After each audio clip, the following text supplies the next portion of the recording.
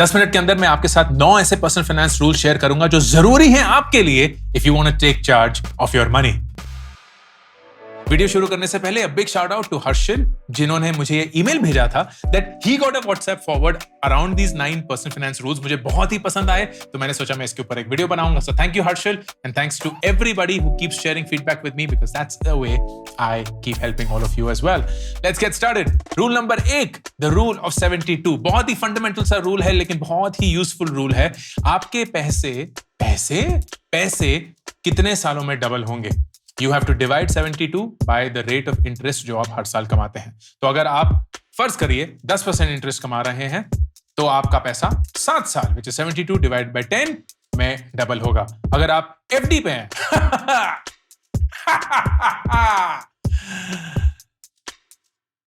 तो 5% के हिसाब से आप 14 साल में अपने पैसे दुगने करेंगे।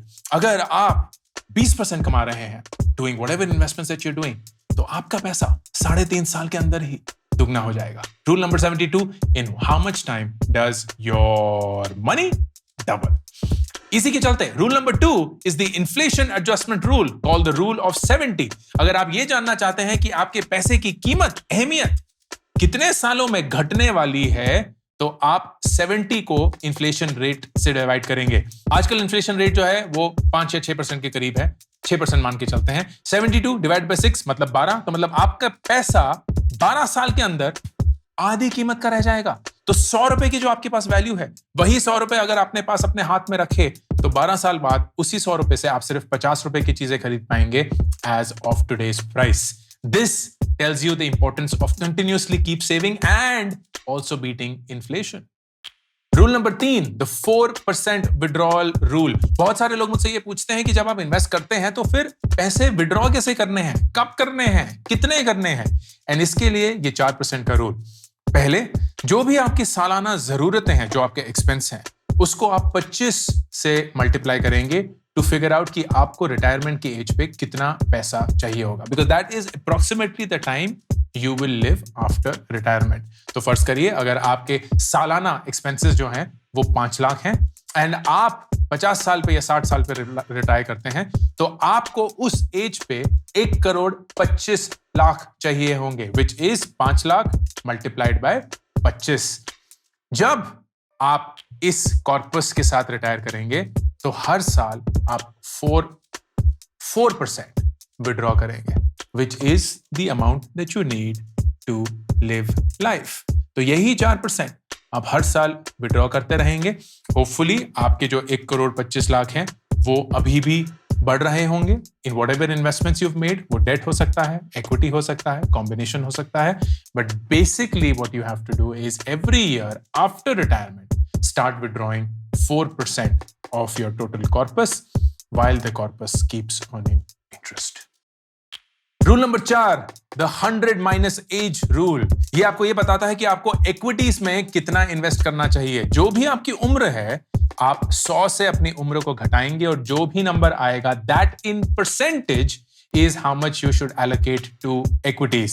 तो फर्ज करिए आप 25 साल के हैं, 100 minus 25 is 75%, मतलब आपकी जो पूरी इन्वेस्टमेंट अमाउंट आप हर महीने डालते हैं उसका 75% आपको इक्विटीज में इन्वेस्ट करना है। वो डायरेक्ट स्टॉक्स हो सकते हैं, वो म्यूचुअल फंड हो सकते हैं, वो स्मॉल केस हो सकते हैं, कॉम्बिनेशन देयर ऑफ हो सकते हैं, बट आपको 75% आपका अपना इन्वेस्टमेंट अमाउंट इक्विटीज में डालना है। बाकी का 25% you can then split it in multiple other assets. आप डिजिटल गोल्ड खरीद सकते हैं, आप कॉर्पोरेट बॉन्ड्स खरीद सकते हैं, आप थोड़ा क्रिप्टो में भी डाल सकते हैं, आप थोड़े बहुत अपने इमरजेंसी फंड के लिए भी पार्क कर सकते हैं। इमरजेंसी फंड्स के लिए बाय द वे एफडीज करना सही डिसीजन है, ग्रो करने के लिए नहीं, पैसे प्रोटेक्ट करने के लिए। So 100 minus the age rule will tell you कि आपकी कितनी इन्वेस्टमेंट जो है वो इक्विटीज में जानी चाहिए। Rule number 5, the 10-5-3 rule. ये बहुत ही सिंपल रूल है for you to have reasonable expectations कि आपके इन्वेस्टमेंट्स कितने % से ग्रो करेंगे पोस्ट टैक्स। 10 का मतलब जो भी आपकी इक्विटी इन्वेस्टमेंट्स होंगी पोस्ट टैक्स आप अज्यूम करिए कि वो आपको अराउंड 10% एनुअल रिटर्न देंगे। आपका 5% is your fixed deposit post tax return. आजकल तो उतना भी नहीं मिलता लेकिन अज्यूम करिए कि उतना ही है। 3 इज योर सेविंग्स रेट, जो आपके बैंक में पैसे सड़ रहे हैं, उस पे आपको सालाना कितना मिलेगा। 10-5-3 ये बहुत जरूरी इसलिए है क्योंकि बहुत सारे लोग जो हैं वो शॉर्ट टर्म गेन्स के पीछे भागते हुए ये भूल जाते हैं कि आप लॉन्ग टर्म रीजनेबली हर साल एक ही रेट ऑफ रिटर्न बहुत बहुत बहुत मुश्किल से कमाते हैं। तो अगर आपको 10% भी साल का मिलता है तो आपके पैसे हर 7 साल में दुगने हो रहे हैं, which means for you to actually multiply your money by say 16 times, all you need to do is just stay invested for around 30 years. That is not a very long time, लेकिन आपका पैसा 2 से 4, 4 से 8, 8 से 16 हो जाएगा in just 28 years if you keep growing your money at 10% every year. Reasonable रहिए around the expectations that you can get because that will then allow you to stay invested. अगर आपको किसी साल 20% मिल गया, 25% मिल गया, लेकिन उसके अगले साल सिर्फ 15% मिला, that doesn't mean that you're doing poorly because trust me, even the best investors across the world consistently deliver 15 to 20%, not more than that. Rule number 6, one of my favourite rules, the 50-30-20 rule. ये है बहुत ही powerful budgeting rule. अगर आपको ये नहीं पता कि आपका जो महीने का पैसा आता है वो आपको कैसे खर्च करना है, 50% of your money should go towards your needs, जो आपकी जरूरतें हैं। ये आपका ईएमआई हो गया, आपका रेंट हो गया, आपके खाने का, पीने का, पहनने का जो खर्चा है, वो सारी चीजें जो आपको जिंदगी जीने के लिए करनी ही पड़ेंगी। That should be with in 50%।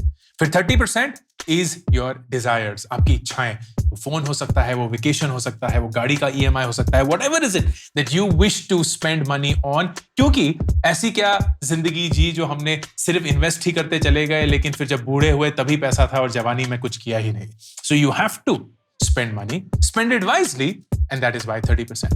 And 20%, minimum 20% हर महीने आप इन्वेस्ट करेंगे। So 50% towards your needs, 30% towards your wants, and 20% towards your investments. 50-30-20 rule. Rule number 7, the 6x rule. कोई भी इन्वेस्टमेंट शुरू करने से पहले आपके पास कम से कम 6 महीने का खर्चा एक इमरजेंसी फंड में होना चाहिए। अगर आपके पास नहीं है, you're actually taking a big risk. इसके एडिशन में I will add 2 more things, health insurance और लाइफ इंश्योरेंस। हेल्थ इंश्योरेंस क्योंकि खुदा ना खास्ता अगर कुछ भी आपके या आपके परिवार मेंबर्स को हो जाता है तो हॉस्पिटल का बिल देते आपकी पूरी सेविंग्स वैनिश हो सकती है। पिछले 2 साल में हमने यही सबसे ज्यादा सीखा है। Don't let that happen to you.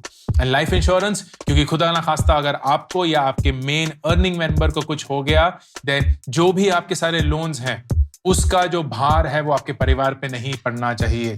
So in the event, the unfortunate event of you passing away, you should leave your family with financial protection, जिसके लिए लाइफ इंश्योरेंस जरूरी है। But beyond that, 6x rule मतलब जो भी आपके महीने का जरूरतों का खर्चा है उसको 6 से मल्टीप्लाई करके आपके पास एक इमरजेंसी फंड होना चाहिए, और उस इमरजेंसी फंड को आप स्प्लिट करेंगे in what is called 70-20-10। 70% will be in a fixed deposit जो कि वहां सिक्योर है, 20% in your savings account जहां आप कभी भी विड्रॉ कर सकते हैं, एंड 10% in cash ताकि कभी भी कुछ भी immediate need हो, then you can withdraw that money or at least tap into that money क्योंकि वो आपके ड्रॉर या आपके अलमारी में कहीं पड़ा हुआ है।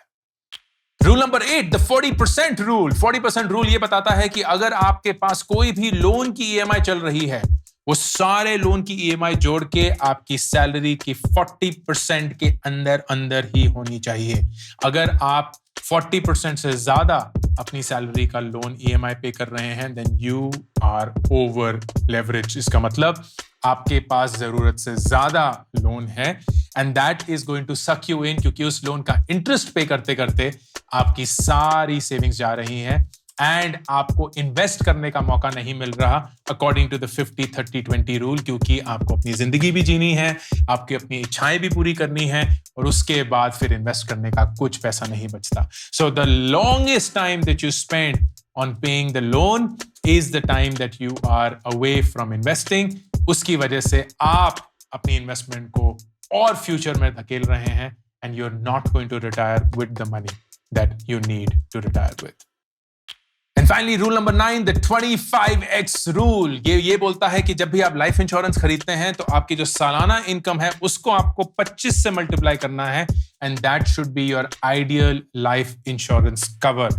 तो अगर आपकी सालाना इनकम 5 लाख रुपए है तो आप 1,25,00,000 रुपए का लाइफ कवर लेंगे, ताकि अगर खुदा ना खास्ता आपको कुछ हो जाए तो आपकी फैमिली को वो 1,25,00,000 मिले, जो कि अगले 25 सालों तक अगर वो सही से इन्वेस्ट करेंगे will be enough for them to manage themselves. अगर आपको कुछ नहीं होता एंड द टर्म एंड्स, तो आपको वो जो प्रीमियम पेड किया होगा वो तो मिलेगा ही, and basis the amount that you have chosen, चाहे वो कैपिटल गारंटीड प्लान हो, एंडाउमेंट प्लान हो, कोई इन्वेस्टमेंट प्लान हो, यूलिप वगैरह हो, whatever the choice is it that you have made, आपको उसी के अकॉर्डिंग एक रिटर्न वापस मिलेगा। But the life insurance cover bare minimum should be 25 times your annual income.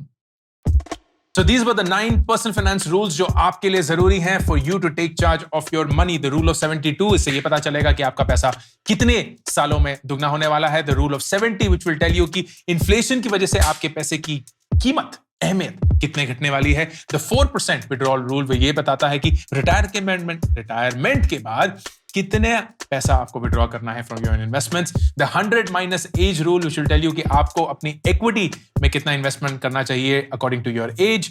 The 10-5-3 rule which will tell you कि आप रीजनेबली कितना expect कर सकते हैं post tax from your returns. The 50-30-20 rule which will tell you कि आपको अपने पैसे को कैसे split करना चाहिए into your needs, your wants and your investments. The 6x rule which will tell you कि आपका emergency fund का size कितना होना चाहिए. The 40% rule that will tell you कि आपके EMIs कितने होने चाहिए. And finally the 25x rule which will tell you कि आपके life insurance का cover कितना होना चाहिए. Tell me which of these was the most helpful and why. Ankur Warikoo signing off. My first book, Do Epic Shit, is now out. I would love for you to buy a copy of Do Epic Shit on Amazon.in.